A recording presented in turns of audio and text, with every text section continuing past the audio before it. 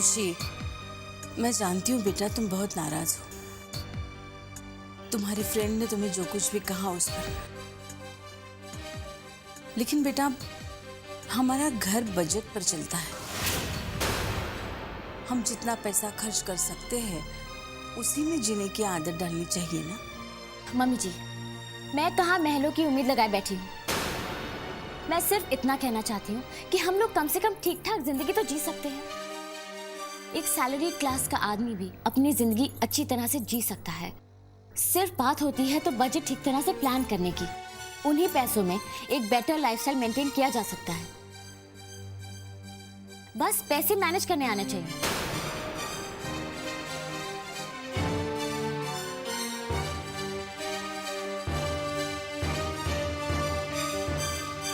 God, कुछ लोग अपनी मिडिल क्लास मेंटालिटी कभी नहीं बदल पाते, कभी ऊपर उठना चाहते ही नहीं है। बस हर वक्त बजट बजट बजट।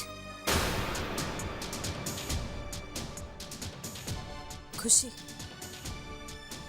बेटा, शायद तुम ठीक ही कह रही हो। मैं इस घर को पुरानी सोच से, पुराने तरीके से चलाने की कोशिश कर रही हूँ। शायद इसीलिए ये सारी प्रॉब्लम हो रही है। ऐसा करते हैं, आज से इस घर की जिम्मेदारी तुम संभालो। हाँ, पढ़ी लिखी हो, नई सोच है, मैं भी तो बातें तुमसे सीख लूंगी। और वैसे भी मैं ये कब तक करूंगी? तुम्हारा घर आखिर तुम्हें ही संभालना है ना। ये लो।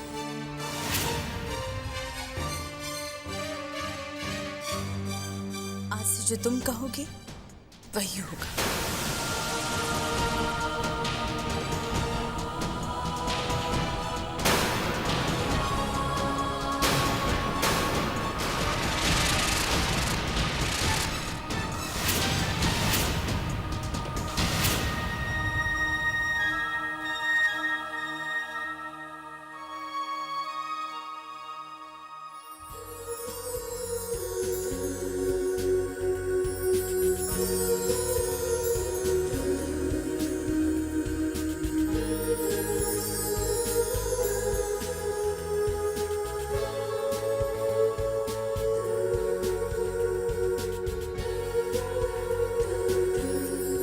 बस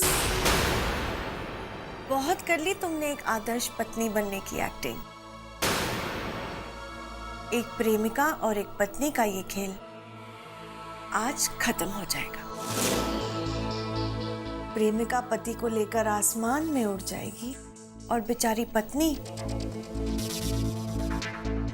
देखती रह जाएगी। मैं लंदन जाऊंगी तो सौम्या की प्रेमिका बनकर, लेकिन लौटूंगी पत्नी बनकर। रिश्ते बदल जाएंगे, हक बदल जाएगा।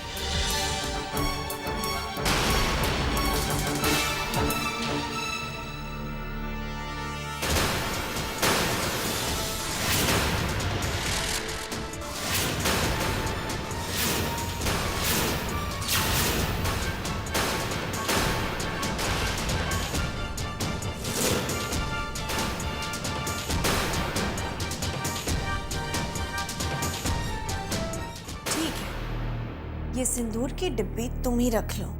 वैसे भी उधार के सिंदूर की मुझे कोई जरूरत नहीं।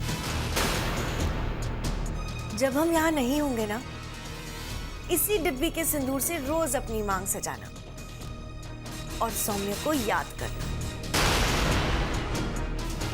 क्योंकि कुछ ही दिनों की तो बात है। उसके बाद ये घर भी मेरा, सौम्य भी मेरा और ये सिंदूर भी मेरा।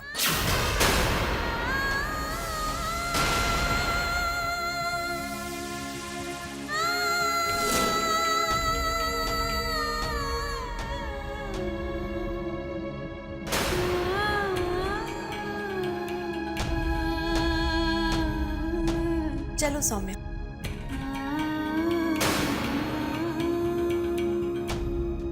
मैंने पैकिंग कर ली है, जल्दी से खाना खाते हैं और फिर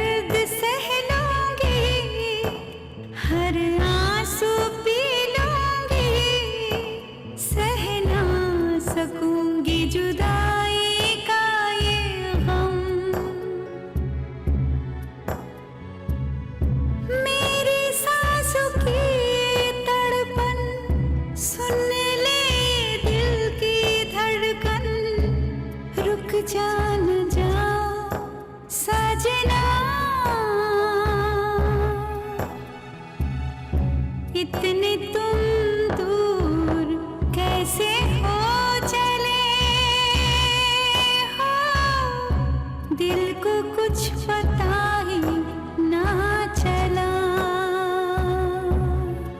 हाँ, दिल को कुछ पता ही ना चला।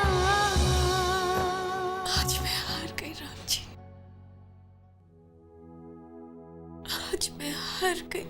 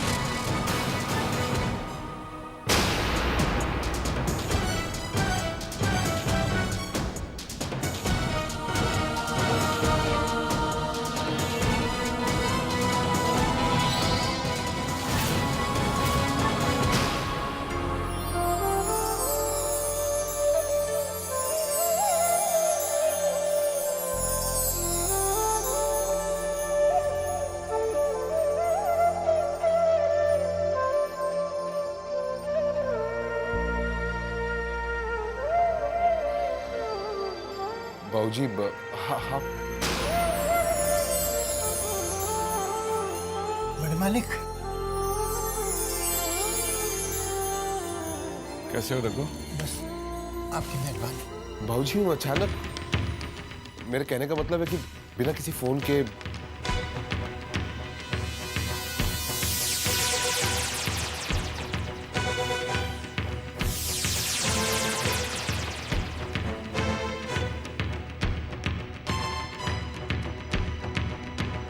मेरे अचानक आ जाने से आप लोग हैरान हैं या परेशान हैं?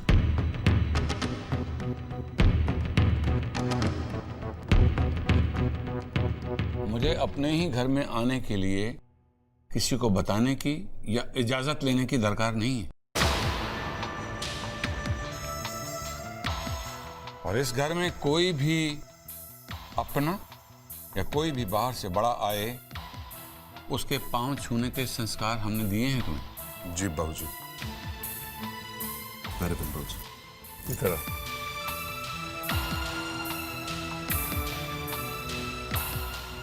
जी, हमारा वो मतलब बिल्कुल नहीं था। हम सोच रहे थे कि अगर आप पहले इन्फॉर्म कर देते तो एयरपोर्ट लेने आ जाते। हाँ।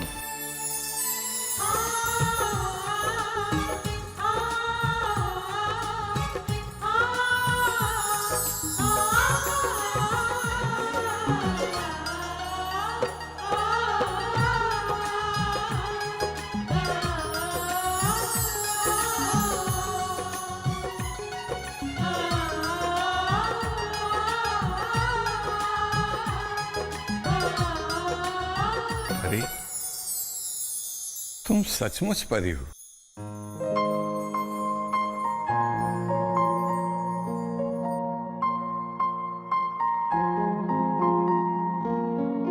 जीती रहो बेटा, खुश रहो। ईश्वर तुम्हें हमारी उम्र भी दे दे।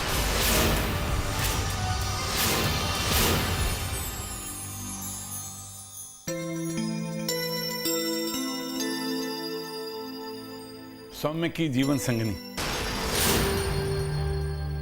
सौम्य बड़ा किस्मत वाला है रघु।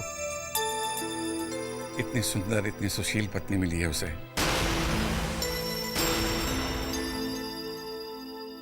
जैसा नाम वैसा ही काम।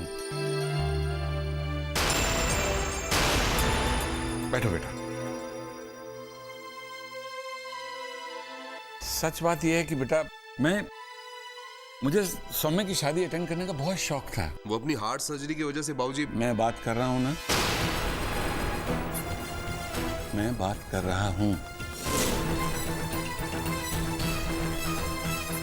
क्या करूं बेटा, डॉक्टर ने आने ही नहीं दिया। मैंने बहुत कहा उन्हें मेरा इलाज यहां नहीं है, मेरी दवा वहां है। तो माने ही नहीं। और ये सौम्य कहाँ है? दादाजी। अरे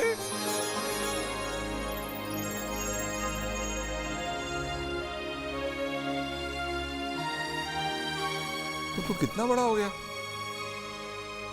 ये शादी भी हो गई। दादी कहा करते थे कि ब्याज दुगनी रफ्तार से आगे बढ़ता है, इसीलिए मूल से ज्यादा प्यारा लगता है।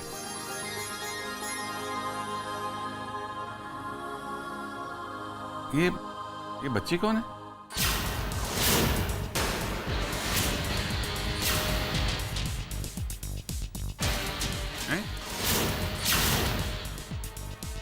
जी बाबूजी, मेरी जिगरी दोस्त की बेटी है, लंदन से आई है, कुछ दिन यहीं रहेगी हमारे साथ। ओह अच्छा अच्छा, लंदन से आई हैं। और ये बाहर कौन जा रहा है भाई?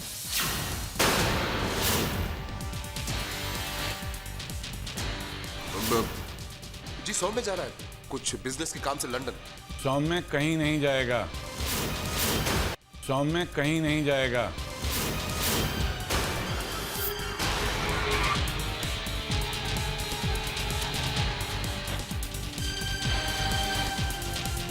मैं इतने दिनों के बाद घर आया हूं और मैं चाहता हूं कि मेरे घर के सब लोग मेरी आंखों के सामने रहें। लेकिन बाबूजी, अगर कारोबार की परेशानी है तो ऑफिस से किसी को भेजा जा सकता है, लेकिन सौम्य कहीं नहीं जाएगा। लेकिन बाबूजी जाना वो जरूरी है सौम्य। तो ठीक है, हमारा जाना भी जरूरी है। रघु चलो सामान लेके चलो। अच्छा ठीक है बाबूजी, सौम्य कहीं नहीं जाएगा।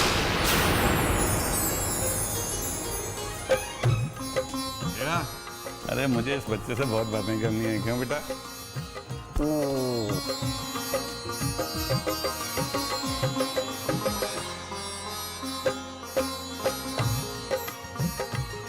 दादाजी, आप बहुत दूर से आए हैं, आप आराम कर लीजिए थोड़ी देर।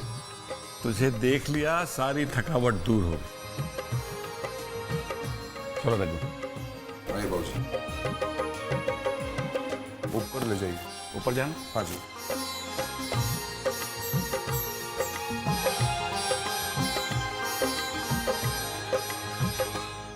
आपका सामान भी रख देती हूँ अंदर।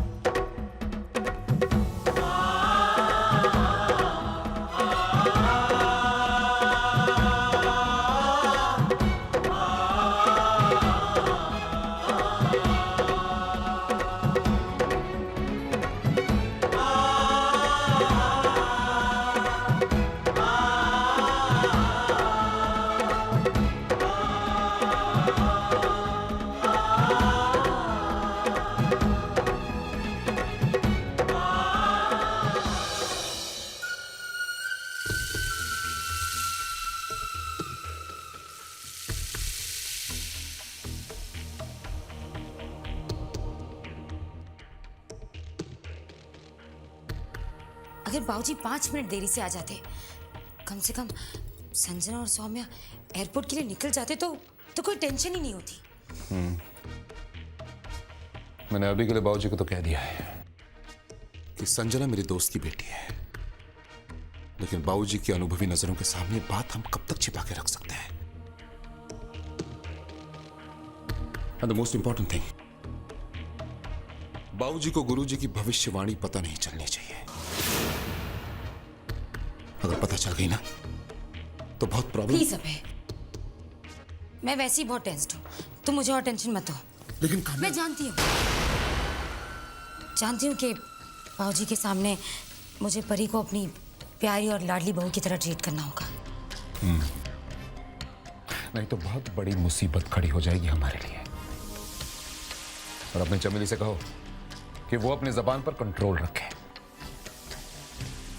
मैं ऐसा कुछ नहीं होने दूंगी जिससे हमारा बना बनाए खेल बिगड़ जाए।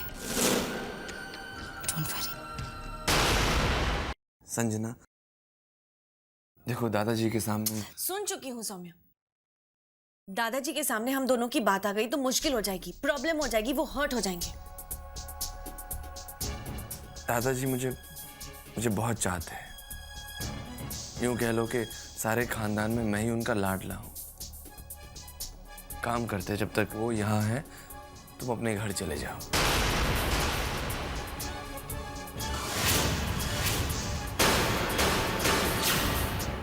Try to understand, Sanjana. Understand what Saumya?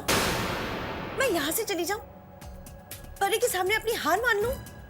That's never gonna happen।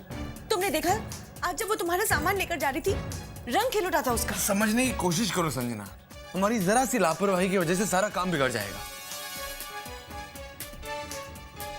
दादाजी के सामने ज्यादा दिनों तक हमारे रिश्ते की बात छिपाना आसान नहीं होगा।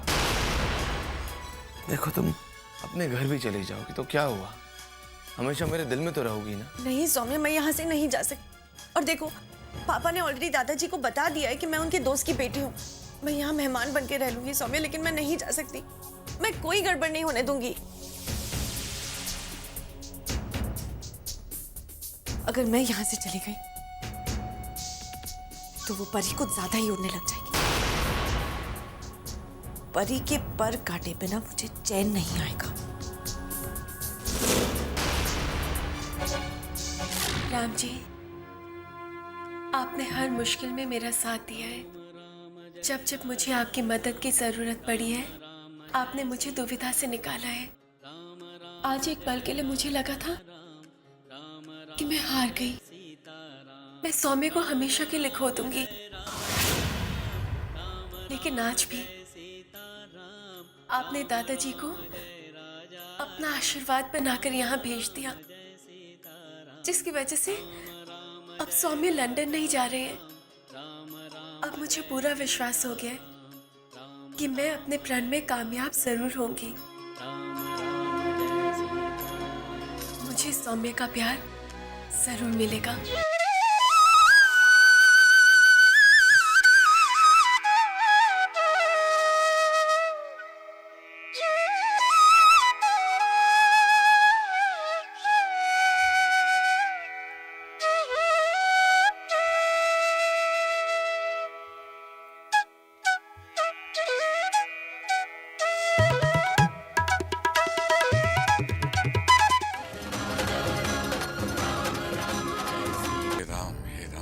सा अनर्थ हो रहा है इस घर में?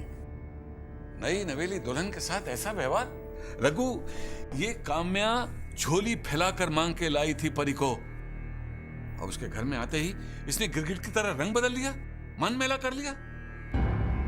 मुझे तो लगता है इसकी नीयत में पहले से ही कोई खोट था। बस मालिक, मैंने आपको सब कुछ बता दिया और सहा नहीं जाता था मुझसे, इसलिए मैंने आपको फोन करके बुला लिया। मालिक, अब आप आ गए हैं तो छोटी बहू को न्याय दिलाइए, उसे वो खुशी दिलाइए मालिक। जरूर। तूने बहुत अच्छा किया है जो मुझे यहां बुलाया है। तू चिंता नहीं कर। पता नहीं लोगों ने भगवान से डरना क्यों छोड़ दिया है। हमारा परिवार जो गलतियां कर रहा है, ऊपर जाके मुझे उसका जवाब देना होगा। परी को न्याय दिलवाने के लिए मैं एड़ी चोटी का जोर लगा दूंगा। दादाजी, मैं अंदर आ सकती हूँ? आओ बेटा, आओ।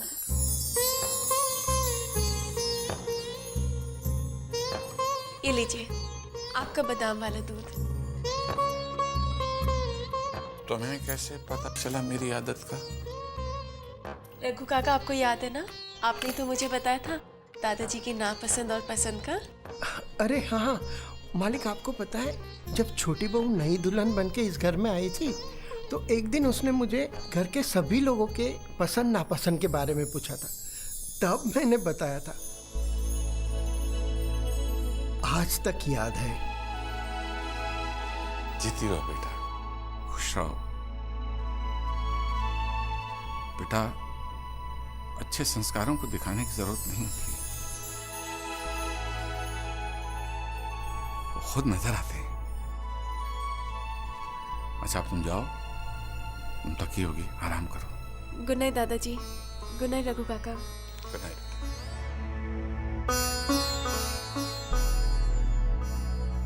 ऐसी बहू भगवान किस्मत वालों को ही देता है बड़े मालिक।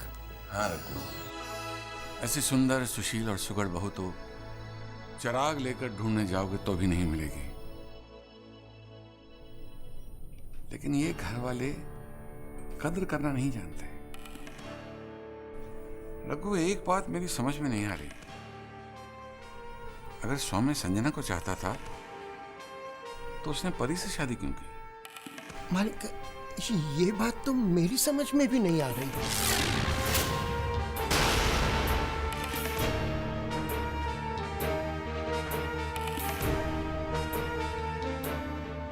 और मेरी समझ में कुछ कुछ आने लगा है, और ये बात मैं सबको समझा भी दूंगा। अगर सौम्य ने परी से शादी की है तो उसे परी को पत्नी का मान, सम्मान और उसका हक देना होगा।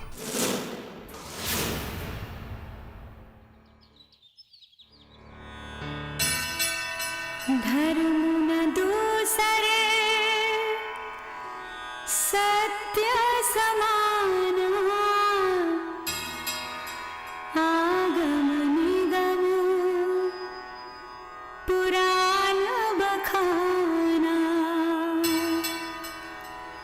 मैं सोई धर्म सुलभ करि पावा, तजेती हूँ पुरा अपज सुछावा। अर्थात वेद, शास्त्र और पुराणों में कहा गया है कि सत्य के समान दूसरा धर्म नहीं है। मैंने उस धर्म को सहज ही पा लिया है।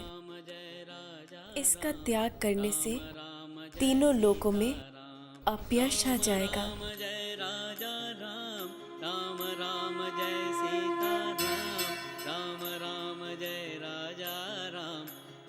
वाह बेटा वाह, तुम्हारी सुरीली आवाज ने ऐसे लगता है जैसे कानों में मिश्री घोल दी। आज लगा कि मुद्दत के बाद पहली बार वाकई इस घर में पूजा हो रही है। इतना सुंदर दोहा, इतना सुंदर अर्थ सच के साथ मिला दुख झूठ के साथ मिले सुख से कई गुना बेहतर है। बेटा एक बात पूछूं? जी दादाजी। क्या तुम रोज रामायण पढ़ती? जी दादाजी, मैं रामायण बचपन से ही पढ़ती आ रही हूँ। जब मेरी माँ की शादी हो रही थी तो मेरे नाना जी ने उन्हें शादी पर रामायण दी। फिर माँ ने गुजरने से पहले रानी माँ को ये सौंप दी। बस रानी माँ ने मुझे दे दी। रोज रामायण पढ़ने को आप मेरी आदत भी कह सकते हैं, संस्कार भी और जरूरत भी। जरूरत? जरूरत क्यों बेटा? दादाजी, कभी कभी जब मेरा मन बहुत घबराता है ना, उलझन में पड़ जाता है, कोई रास्ता नहीं दिखाई देता है, तब मैं रामायण का सहारा लेती हूँ और मेरी सारी उलझन सुलझ जाती है। बेटा, क्या मुझे भी मेरी उलझन का निवारण मिल जाएगा? जरूर दादाजी, आप बस अपने मन में विश्वास रखिए, अपने मन में एक प्रश्न सोच लीजिए।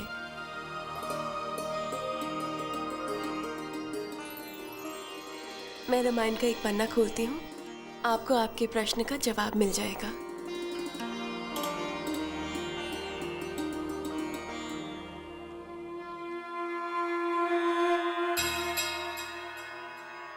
जगमंगल भल काजू बिचारा बेगिय नाथ ना लाई अबारा नृपहि मोदु सुनी सचिव सुभाषा बढ़त बोड़ जनु लही सुसाखा।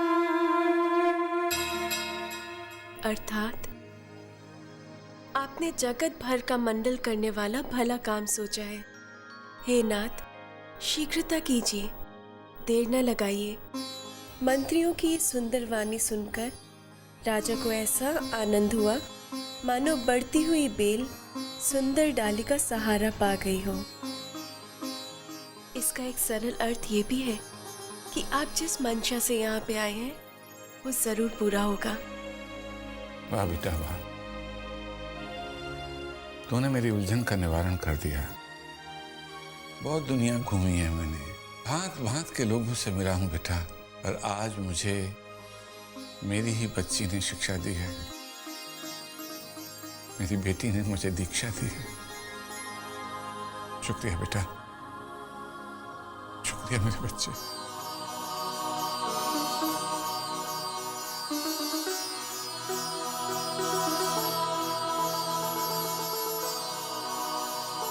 मेरा उद्देश्य, मेरी मंशा तो तुम्हारे सुख से ही जुड़ी है बेटा, और आज तुम्हारे विश्वास पर विश्वास करके मैं कह सकता हूं कि दुनिया के सारे सुख, सारी खुशियां तुम्हें मिलेंगी बेटा, जरूर मिलेंगी, जरूर मिलेंगी।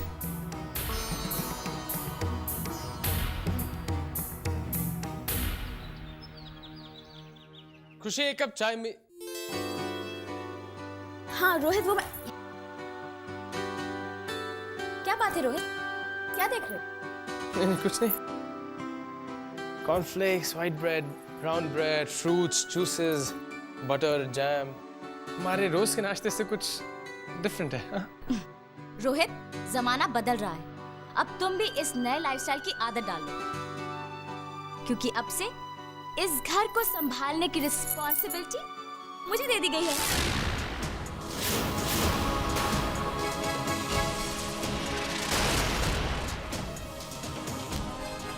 खुशी, ये चाबियां तुम्हारे पास? यस रोहित, अब से ये घर मेरे हिसाब से चलेगा, because I am the queen of the house, और अब से तुम्हें भी मेरे हिसाब से चलना। रोहित, तुम देखते जाओ कि मैं इस घर को पुराने बजट में कैसे एक नए अंदाज से चलाकर दिखाती हूँ, और फिर कुछ ही दिनों में तुम्हारी जिंदगी बदली बदली सी नजर आने लगेगी।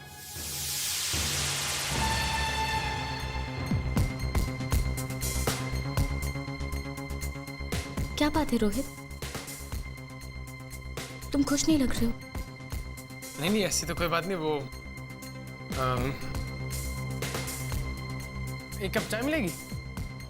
क्यों नहीं, जब तक मैं चाय लेकर आती हूँ तुम सबको बता दो कि ब्रेकफास्ट इज रेडी। ओके, मैं भी आई।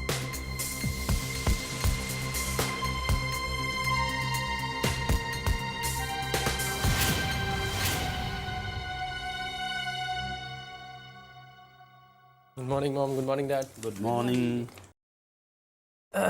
मॉम, वो मेरे पीछे से खुशी के साथ कोई प्रॉब्लम तो नहीं हुई? प्रॉब्लम? नहीं तो। क्यों? ऐसे क्यों पूछ रहे हो? नहीं, वो चाबी मैंने उसके पास देखी तो मुझे लगा। अरे हाँ, वो तो मैंने ही दी है। और देखो रोहित बेटा, वैसे भी आगे चल के घर तो उसी को संभालना है ना। और कहते हैं कि बहू के आने के बाद सास को आराम करना चाहिए। मैंने सोचा ऐसे ही सीखेगी धीरे धीरे। रक्षा, तुमने चाबियां तो दे दी हैं खुशी को, लेकिन क्या तुम्हें लगता है कि तुमने ठीक किया है?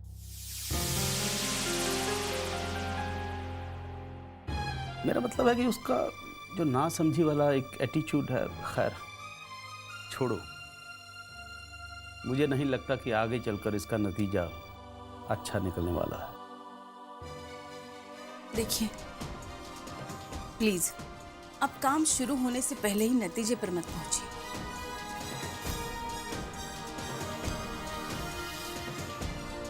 जब तक हम खुशी पर जिम्मेदारी नहीं डालेंगे तब तक वो कैसे सीखेगी? जब अपने हाथ से पैसे खर्च करेगी तभी वो हिसाब किताब सीखेगी ना। रोहित, तुम देखना, खुशी मुझसे भी अच्छा घर चलाएगी। और आप भी चिंता मत कीजिए, सब कुछ ठीक हो जाएगा।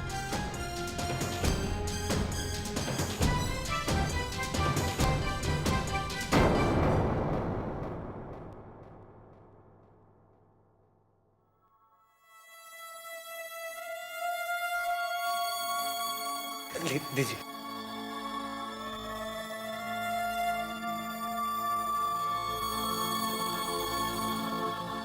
आर्यन, ईशाना बेटा, जब तक मैं वापस ना आऊं तब तक इस घर की और इस घर के सभी रिश्तों की जिम्मेदारी तुम दोनों पर है। आर्यन बेटा, तीर्थ यात्रा पर जाने का मतलब पता नहीं क्यों मुझे ऐसा लग रहा था कि शायद मुझसे कुछ गुनाह हो गए, कुछ पाप हुए हैं जिनकी सजा मेरे बच्चे भुगत रहे। वहां जाकर मैं हर भगवान, हर देवता से यही प्रार्थना करना चाहती, यही विनती होगी मेरी, अगर अनजाने में भूल से मुझसे अगर कोई गुनाह, कोई पाप हो गए हो तो उसकी सजा मेरे बच्चों को ना मिले। तानी माँ, हमें आपकी बहुत याद आएगी। ईशाना, मुझे भी तुम सबकी बहुत याद आएगी। बस बेटा, एक बात मेरी जरूर मानना, मेरी खुशी और मेरी परी का ध्यान रखना। जानते हो ना तुम लोग, खुशी सहन नहीं कर पाती, और मेरी परी तो सहनशीलता की मूर्ति है।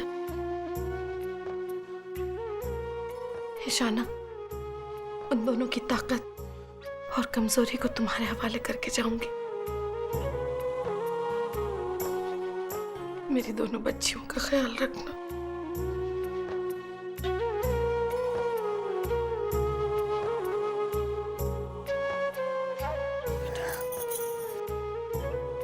खुश रहो।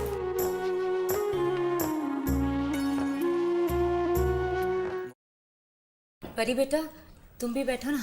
नहीं मम्मी जी, मैं सबके लिए नाश्ता लगाती हूँ।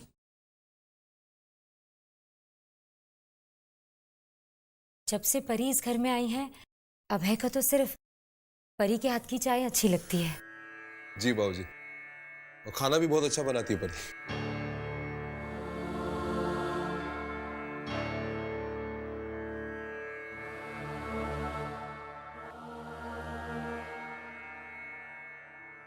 मॉर्निंग दादाजी। सौम्या, वो तुम्हारा कमरा तो नहीं है?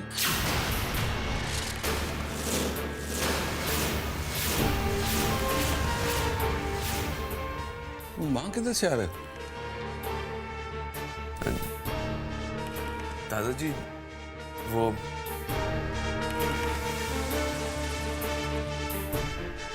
क्या है ना दादाजी, एक दो दिन से मुझे बहुत सर्दी जुकाम है, और सर्दी जुकाम में तो आप जानते हैं एसी तो बहुत ठंडा लगता है ना, और सौम्य को एसी के बिना नींद नहीं आती है, तो मैंने इन्हें फोर्स किया कि जब तक मैं ठीक नहीं हो जाती ये दूसरे कमरे में सो जाए, है ना सौम्य?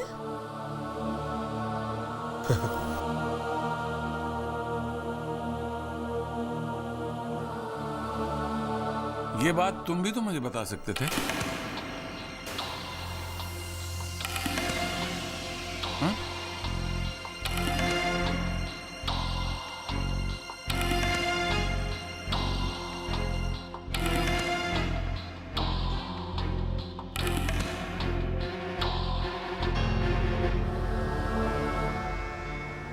परी बेटा, तुम अपने पति के झूठ पर अपने प्यार का पर्दा डाल रही हो, तो बदले में बेटा तुम्हें क्या मिल रहा है? सौम्य, ये बात मेरे कुछ समझ में नहीं आई। बहू ने कहा कि तुम दूसरे कमरे में चले जाओ और तुम चुपचाप चले गए। अगर बहू को तुम्हारी गर्मी का ख्याल है तो तुम्हें भी तो उसके सर्दी जुकाम का ख्याल करना चाहिए ना बेटा।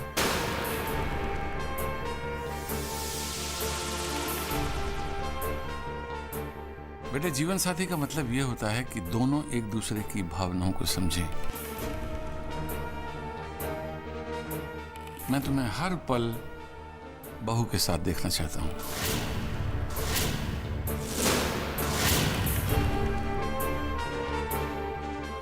समझ गया ना बेटा? जी। अच्छा,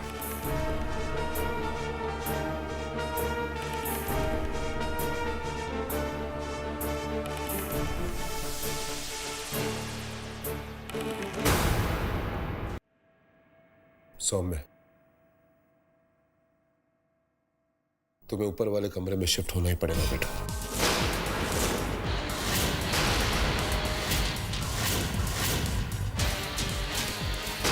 पर पापा, आई एम सॉरी बेटा,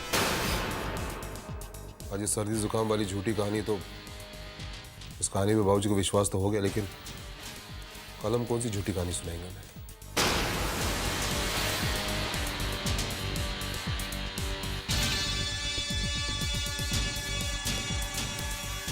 सौम्य, आज से वही होगा जो बाबूजी चाहेंगे।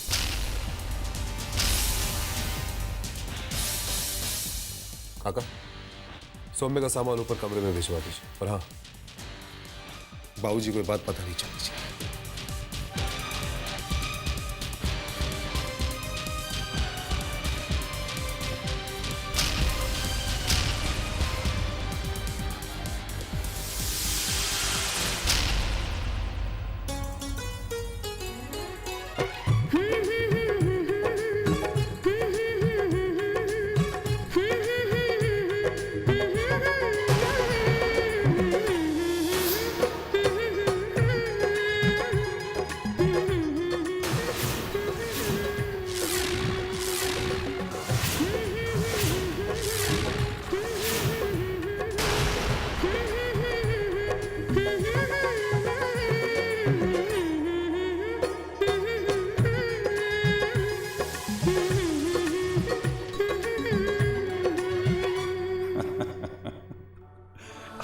बयाना ऊंट पहाड़ के नीचे। बेटा, अभी तो ये शुरुआत है, आगे आगे देखो क्या होता है।